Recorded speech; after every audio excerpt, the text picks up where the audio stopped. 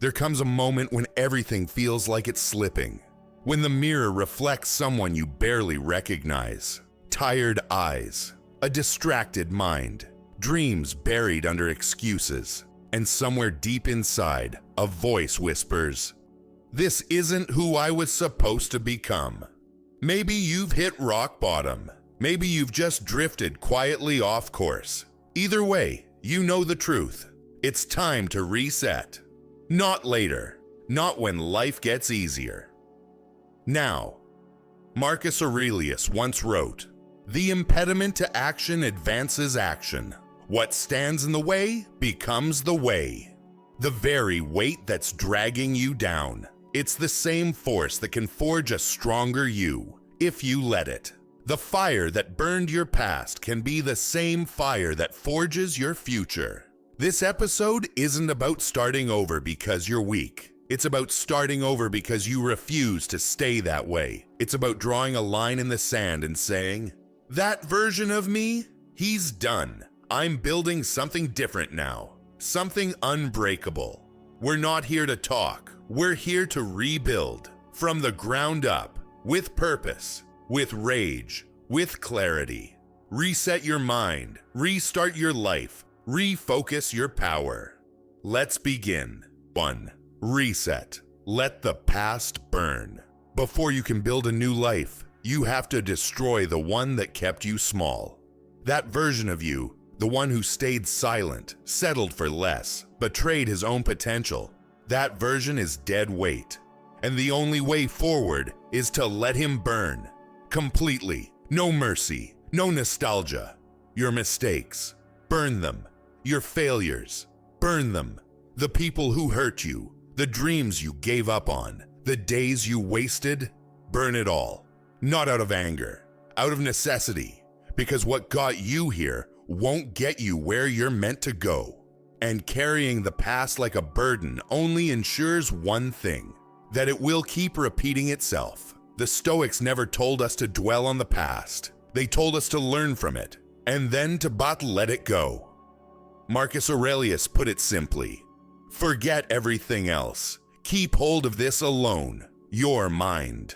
The past is not your home anymore. The pain, the regret, the failure, it served its purpose. Now let it burn, so you can rise. I know what it's like to live in the shadow of your own decisions, to look back and see a trail of wasted time and missed chances. But there came a point when I realized, that version of me, he wasn't just holding me back. He was killing my future. So I made the choice. I stopped explaining. I stopped apologizing for outgrowing people and habits that no longer fit. I stopped trying to salvage what was already lost, and I watched the old version of me burn.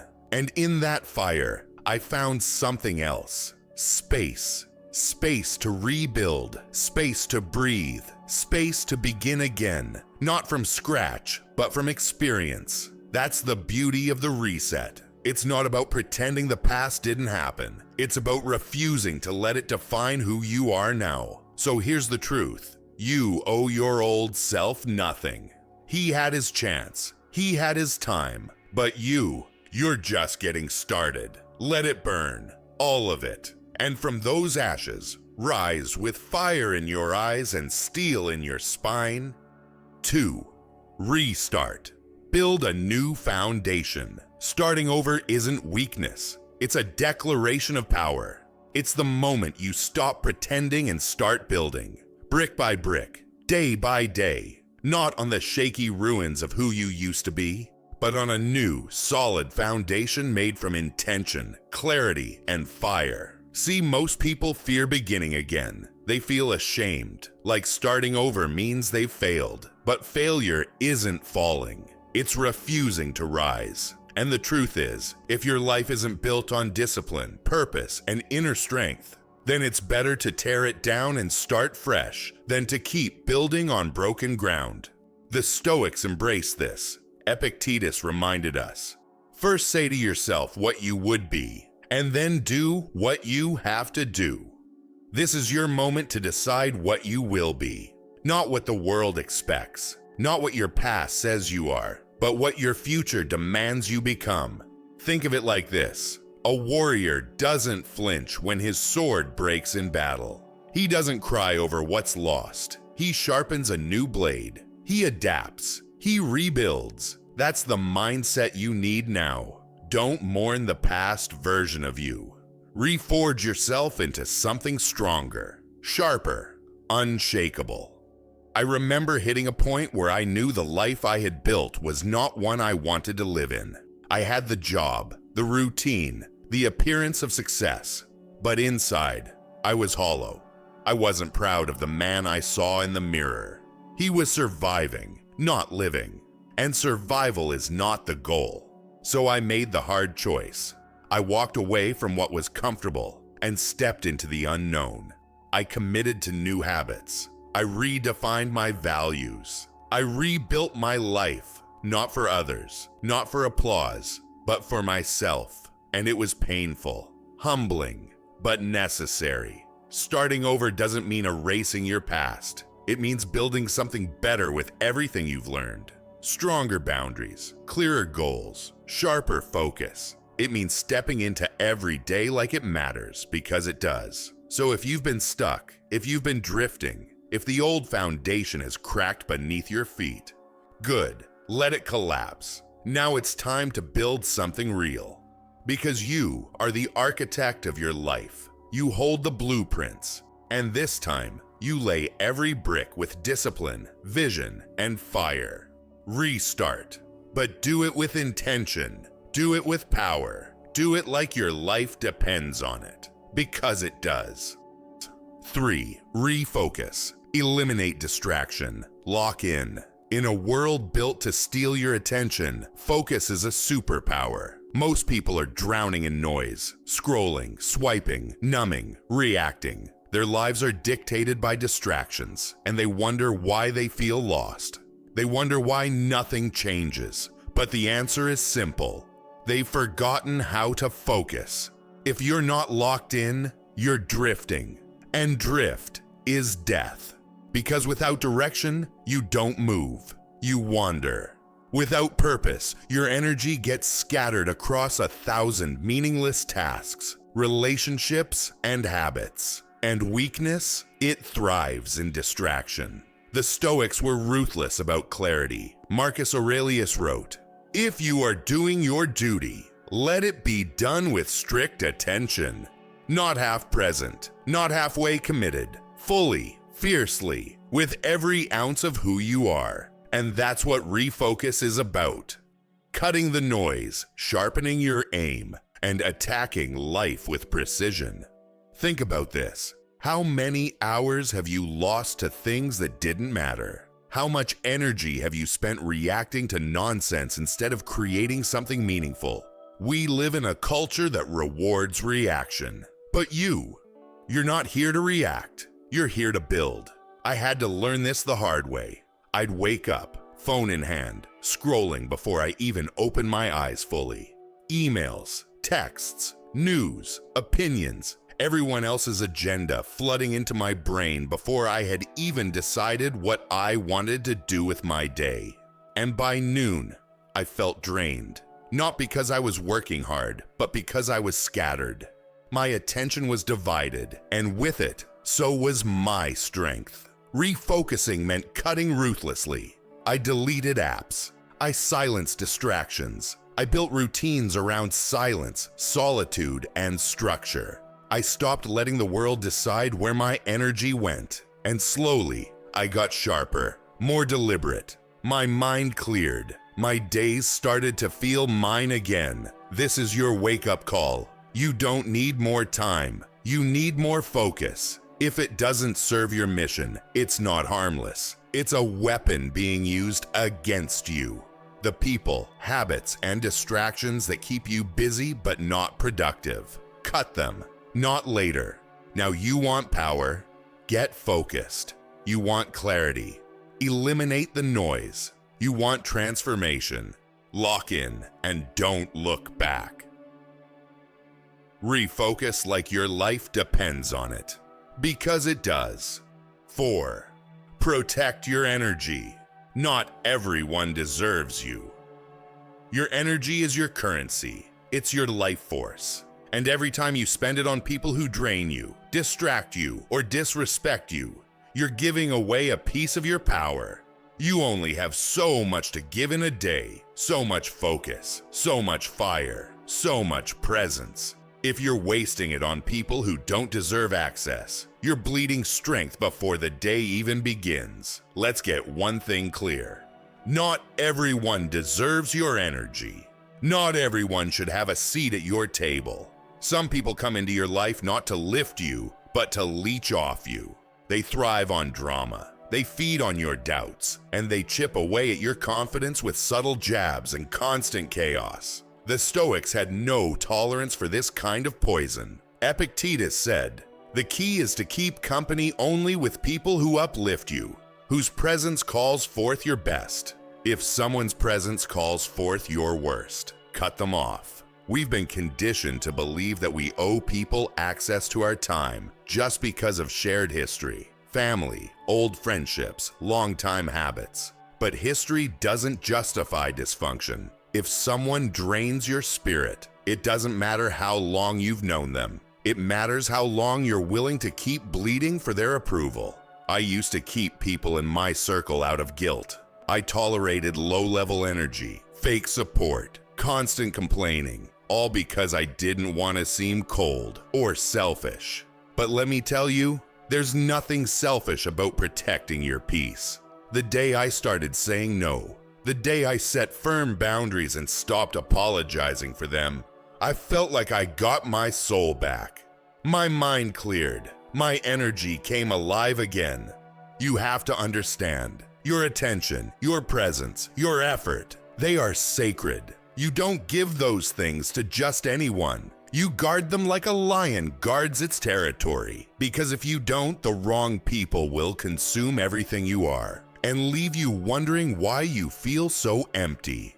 This isn't about becoming distant or cruel. It's about being selective. It's about recognizing that some people are not your responsibility. They are your obstacle.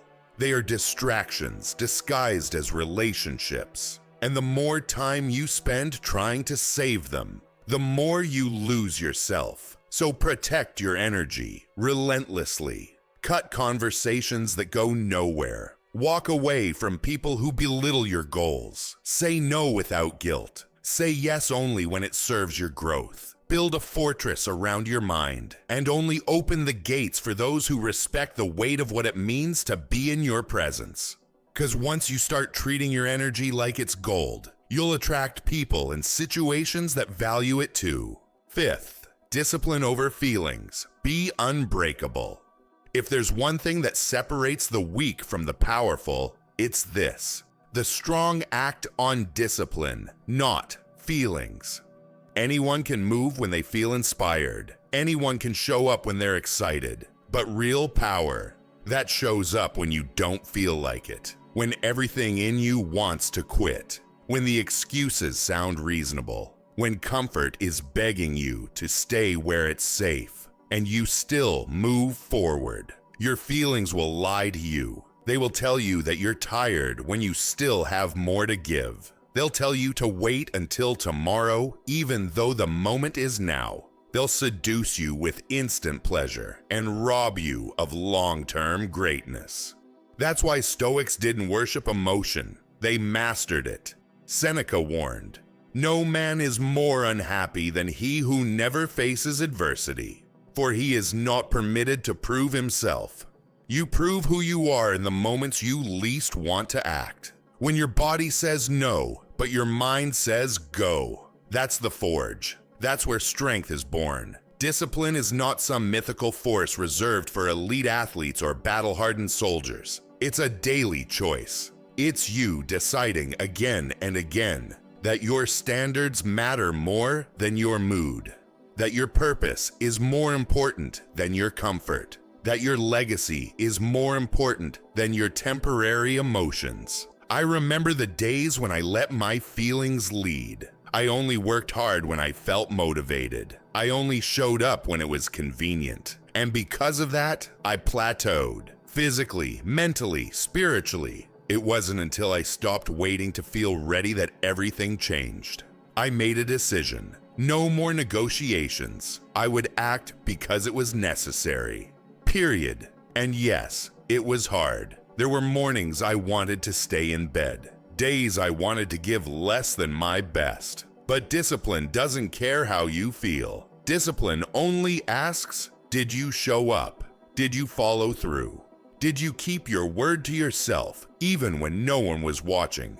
Discipline turns ordinary people into warriors. It silences the noise. It sharpens your mind. It builds a version of you that doesn't break when life gets hard. That's not ruled by emotion, but grounded in purpose. So the next time you feel like quitting, remember this.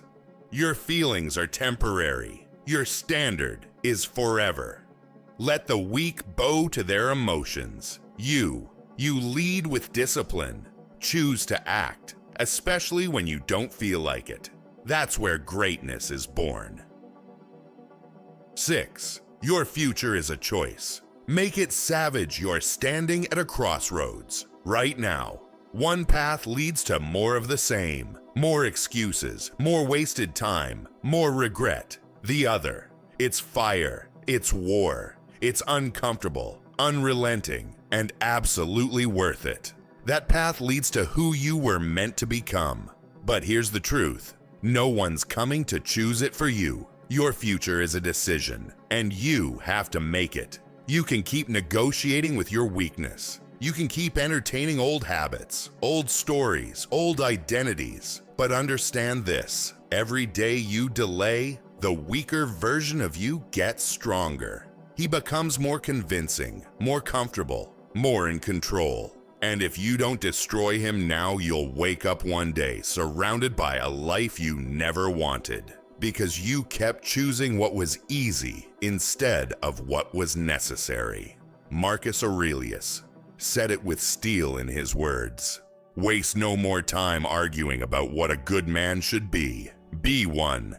Stop talking. Start doing. This isn't about theory. This is about war. War against the version of you that gave up, that gave in, that settled. You know him. You've met him in the mirror. And now it's time to bury him. Annihilate him. Burn the blueprint of your old self and redraw it with blood, sweat, and discipline. No more half efforts. No more almosts. From this moment on, every decision you make either builds the man you were born to be or feeds the ghost of the man you used to be. I've stood at this crossroad more than once, and I'll tell you this. There is no glory in delay. There is no pride in comfort. The only thing that brings power, peace, and purpose is the savage, relentless pursuit of becoming unbreakable. You choose that path by showing up daily, by making hard choices, by acting with conviction even when no one's watching, especially when no one's watching. So what's it going to be? Keep drifting in a fog of distraction and regret, or reset, restart, and refocus with fire? Because the truth is brutal and beautiful. Your future is not fate. It's forged by your habits, by your standards, by your decisions. Annihilate your old self. Rebuild with fire and steel. Let the world feel your rise. This isn't just a motivational moment. This is a reckoning. The life you want, the clarity, the power, the peace. It's not waiting for you somewhere down the line. It's waiting inside you beneath the layers of distraction, fear, and weakness you've allowed to pile up. But now you know the truth. You can't negotiate with weakness. You can't reason with the old version of you. You have to destroy him. Because this isn't about surviving. It's about dominating. It's about rising from your own ashes, building something unshakable, and never again asking for permission to be powerful. You've got the blueprint. Reset. Let the past burn. Restart. Lay a new foundation. Refocus. Eliminate the noise and lock in. Protect your energy. Guard your space like a lion. Discipline over feelings. Choose action, no matter the mood. Your future is a choice. Forge it with fire. The time for talk is over. No more excuses. No more waiting for the right moment. The right moment is now. The only moment you control is this one. So take it, own it, reset, restart, refocus, and go rebuild yourself. Unbreakable, unstoppable, untouchable. Your rise begins today.